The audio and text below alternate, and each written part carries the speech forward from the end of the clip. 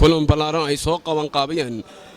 ururka la magac baxay Somali Peace Award guddiga abaalmarinta nabadda iyo waxtarka bulshada Soomaalida ayaa lagu qabtay Oslo caasimadda Norway ujeedada kulankani ayaa ahaa sidii loo abaalmarin lahaa dadka bulshada Soomaalida wax magac iyo waxtar ku leh ururkan waxay u doorteen inay soo xulaan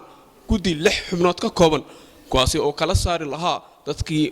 abaalmarinta la siin lahaa waxaana ku guuleysay Dr. Professor Dufle oo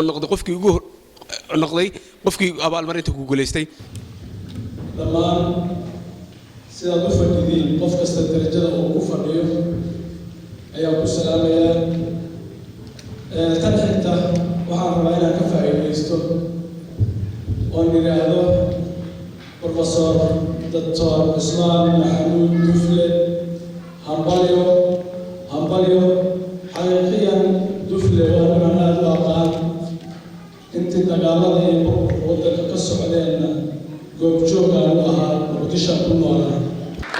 Soomaalidu waxay ku maaqaadaan laba kooxood ayaa loo baahan yahay 60 jir waxambeeya iyo 20 jir riyooda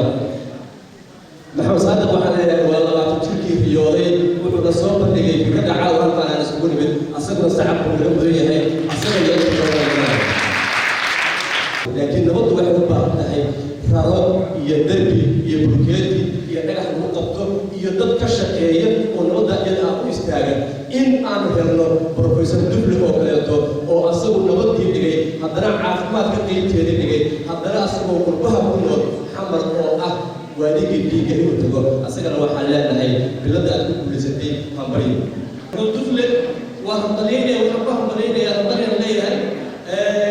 intaas ay gaarsiiyeen asaga iyo tiimkiisii oo dhanba waxaan leeyahay hambalyo markii ugu horeeyay ee xaflad noocan ah lagu qabto caasimadda Norway ee Oslo waxaana ka soo qayb galay bulshada qaybaheeda kala duwan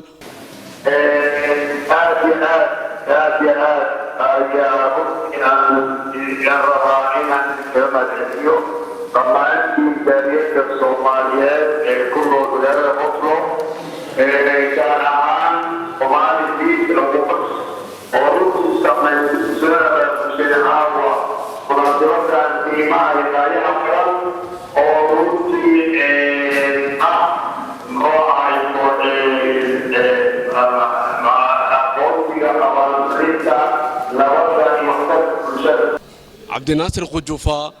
Somali Cable TV Oslo Norway